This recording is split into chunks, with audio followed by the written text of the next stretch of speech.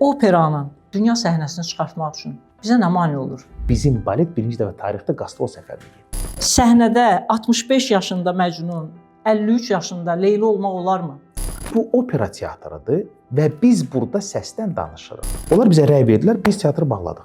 Təmirin bu qədər uzun çəkməsinin səbəbləri nədir? Heç kim deməyib ki, bir ilə mən sənə teatr tikərəm. Sən ona bərbad bir tamaşa verirsənsə, sən ondan nə istəyirsən? Niyə bu qalmaqal yaratmalıdır? Mənim teatra gələndən heç kimi işdən çıxartmamışam. Hansına mane olur? Hər ikisi. Gəlib mənə nağıl danışa bilməzsən.